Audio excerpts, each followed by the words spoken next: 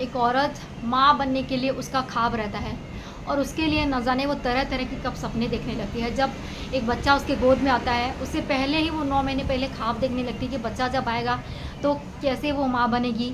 माँ बनने की वो सपने देखती रहती है। उस अ, एक जो सपना रहता है एक बच्चे का, वो भगवान कहीं ना कहीं उसकी इच्छा ज़रूर पूरा करते हैं, उसे गोद में लाते हैं, देते हैं। लेकिन जब वो सपना उसके दूर हो जाता है, क्योंकि एक बच्चा जब उसके जीवन में आने की शुरुआत होती है तो परिवार की भी इमोशनल उसके साथ जुड़ने लगते हैं और न जाने वो कैसे कैसे ख्वाब देखने लगती है।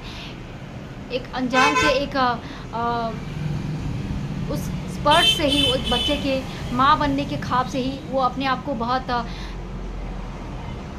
किस्मत वाली समझने लगती है और न जाने सब कुछ छोड़ छाड़ के बस उसके लिए जीना शुरू कर देती है। और उस सपने को देखने में देखने देखते वो अपने आप को ही भूलने लग जाती है जब उस माँ के बनने के दौर से वो गुजरने लगते हैं। जहाँ दोस्तों निक्कू सुमित ऑफिशियल के बारे में बात करेंगे, जो उनके साथ हुआ है, भगवान ना करे किसी के साथ भी हो, ना ही उनके साथ भी हो, क्योंकि वो दर्द तकलीफ़ एक औरत को अंदर से ही तोड़ देता है। बाहर से शरीर से हो तो वो दुर्बल होती है, लेकिन वो तकलीफ़ जो उसे झेलना पड़ता है उस वो अंदर ही अंदर टूटने हुए जाती है कि उसके ऊपर क्या बीतेगा, उसके पति के ऊपर क्या बीत रहा होगा, उसके सास ससुर के ऊपर क्या बीत रहा होगा, उसका एक बच्चा भी है, वो किस तरह से वो रह रहा है, अभी खा रहा है, क्योंकि हॉस्पिटल में 3-4 दिन से वो इसी ट्रीटमेंट के दौरान ही पड़ी रही है हॉस्पिटल में। तो ऐसे में उस एक बच्चा जो होता है उसकी बेटी, वो एक माँ के ऊपर ही निर्भर रहता है, क्योंकि माँ के हाथों से वो खाना खाते हैं, माँ के हाथों से रात को वो सोती है।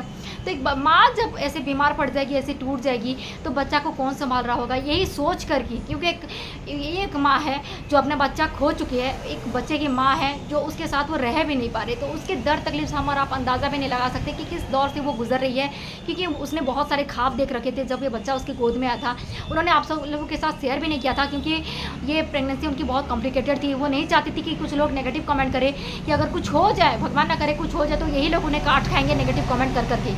और आप ही लोग की वजह से उसने ये बात छुपाई कि वो 2 महीने से प्रेग्नेंट थी और बच्चे की जो हार्ट बीट थी वो सुनाई दे रही थी। लेकिन एक समय पर जब बच्चा रुक जाता है, क्योंकि 21 तारीख से 25 तारीख को उनका बताया था, तब जब 21 तारीख से एक दिन पहले उन्होंने वीडियो डाला हुआ था ब्लॉग चैनल में, तो अचानक से ब्लॉक उनका हार्ट बीट बच्चे का रुक ही जाता है।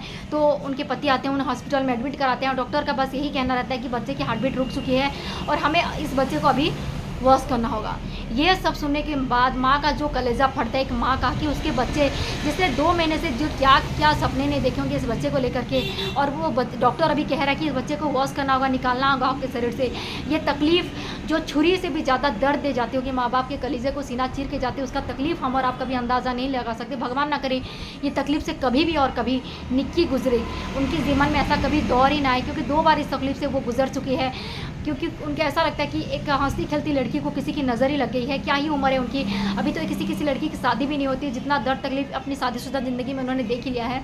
और उनके पति भी इन सब के बीच में बहुत इमोशनल हुए हैं, बहुत मेंटली वो भी डिस्टर्ब हुए हैं। कहते हैं ना, शादी का जोड़ा है, पति पत्नी दुख सुख के साथी होते हैं, ना चाहते हुए वो निक्कू के सामने रो पड़े हैं, और वो किसके सामने जा कर के भी रोए। तो निक्कू को भी अच्छा नहीं लग रहा अपने पति को इस तरह से देखते हुए, और उनके पति भी उनके सामने इमोशनल हो रहे हैं। ऐसे करते करते 4 दिन के बाद उनका डिस्चार्ज हो रहा है, वो घर जा रहे हैं। और कामिनी जी को भी उन्होंने लोगों ने बहुत टारगेट किया है कि कामिनी की वजह से लोगों ने इतने गंदे कमेंट किए हैं कि निक्कू के बच्चे को कामिनी खा गई। हद है।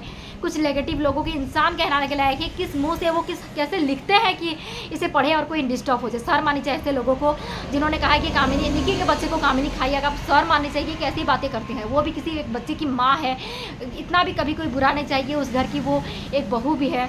और दोनों के बीच में मतभेद हुआ था, लेकिन इसका मतलब ये नहीं कि दोनों एक दूसरे के बारे में इतने हद तक बुरा सोचेंगे कि इतना ही क्या गुजरा करेंगे। उसके बाद लोगों ने जाकर के ये सब तो नेगेटिव कमेंट तो निक्कू के चैनल में करते हैं, जाकर के कामिनी को भी भड़काते हैं, कामिनी को भी नेगेटिव कमेंट करते हैं, तुम्हारे वजह से उसका निक्कू का ये हालत है बोल के। तो मैं यही बोलना चाहिए कि उस दिन निक्कू और कामिनी के बीच में मिसअंडरस्टैंडिंग हुई थी, दोनों के बीच में बहस हुआ था, इनके चैनल में उनके चैनल में। उस दिन के बाद ये बात रुक से गए थे। उसके बाद निक्कू प्रेग्नेंट होती है, लेकिन मेरा ये मानना है इन लोगों ने जिन्होंने कमेंट कर करके नेगेटिव कमेंट करके निक्कू के जो जान खा दिए हैं, उसे मेंटल डिस्टर्ब करके यहाँ तक पहुँचा। आज मैं कहूँगी दावे के साथ कि यही लोग जिम्मेदार हैं, जिनकी वजह से उसने उस बात को अपने अंदर तक यहाँ तक दबा दिया और टेंशन इतनी हो गई, मेंटली डिस्टर्ब हो गई। इन्होंने उसे बहुत मेंटली परेशान किया है। उन्हीं लोगों की वजह से आज जो बच्चा खोया है, इन्हीं लोगों के नेगेटिव कमेंट की वजह से मुझे ऐसा लगता है कि कहीं ना कहीं निक्कू की भी गलती है। अगर वो इनकी नेगेटिव कमेंट को 1 दिन 2 दिन पढ़ रही थी, उन्हें अगर अच्छा नहीं लग रहा था, उन्हें कमेंट सेक्शन को बंद कर देना चाहिए। उन्हें उनके पति सुमित ने भी यही कहा था कि इन सब से तुम दूर रहो। अगर वो ब्लॉग बना रही है तो मना नहीं है, उनको आई थिंक अपनी पूरी जर्नी लोगों को दिखानी चाहिए। जो बोल रहे ना कि सिंपैथी हासिल करने के लिए रो रही है, ये कर रही है, शर्म आनी चाहिए। आप लोग को शर्म आनी चाहिए कि कोई लड़की कभी अपनी प्रेगनेंसी को लेकर, उसके जुड़े दर्द को लेकर के सिंपैथी और चंद व्यूज़ के लिए ऐसा कभी नहीं करेगी। आप लोग इतने भी मत गिर जाइए कि किसी लड़की को इतना हद तक सुना है कि डॉलर कमा लेने के लिए रो रही है, हॉस्पिटल में बहाना बना रही है ताकि व्यूज़ आ जाए, डॉलर कमाए। तो शर्म आनी चाहिए आपको। एक लड़की कभी इतने हद तक इतने नहीं गिरेगी कि व्यूज़ की खातिर वो अपना इतना सब कुछ सिंपैथी पाने के लिए ऐसा कुछ करेगी। तो जो भी कुछ बोल रहे हैं आप लोग सोच समझ करके प्लीज़ बोला करिए। उसके बाद मुझे ऐसा लगता है कि लोगों को दिखा देनी चाहिए अपनी जर्नी, जो निक्कू ने अपने प्रेगनेंसी के बाद 2 महीने तक छुपा के रखी। आई थिंक ये जो नेगेटिव कमेंट कर रहे हैं, इन लोगों को दिखानी चाहिए थी आपके ब्लॉग की। आज मैं फर्स्ट टाइम चेकअप के लिए कि मैं प्रेग्नेंट हूँ, मेरे साथ ये सब कुछ हो रहा है, मेरे साथ कॉम्प्लिकेशन हो रहा है, तब शायद ये लोग भरोसा करते हैं। और कहीं ना कहीं निक्कू ने भी गलती की कि अपनी प्रेगनेंसी को छुपा करके रखें, क्योंकि कुछ प्रेगनेंसी कॉम्प्लिकेटेड रहती है। आप ही लोग अगर कुछ हो जाता तो आप लोग बोलते कि झूठी प्रेगनेंसी थी बोल के। जी हाँ दोस्तों, आप ही लोग उन्हें नेगेटिव कमेंट करके जान ही खा देते कि झूठी प्रेगनेंसी थी बोल के। आप ही लोग की वजह से, इन्हीं हरकतों की वजह से निक्कू ने अपनी प्रेगनेंसी छुपा करके रखी। अब सामने आई तो एक दर्द की तरह एक प्रेगनेंसी सामने आई जब बच्चा नहीं रहा। और इस सिचुएशन में निक्कू पहुंच गए, तभी आप लोग के सामने आई। आप लोग ने उसे कहीं का नहीं छोड़ा कि आपको बताया कि छुपा है। आप ही ने उसे एक सिचुएशन में ऐसे डाला कि बताया कि छुपा है। आप वो कुछ समझ भी नहीं पाई और उसे इस हालत में डालने का जिम्मेदार भी यही कुछ गिने चुने लोग हैं जो नेगेटिव कमेंट करने से बाज नहीं आते। अगर आप इतना ही नफरत करते हैं निक्कू से तो प्लीज़ दूर रहिए, उसे मत देखिए उसके ब्लॉग को।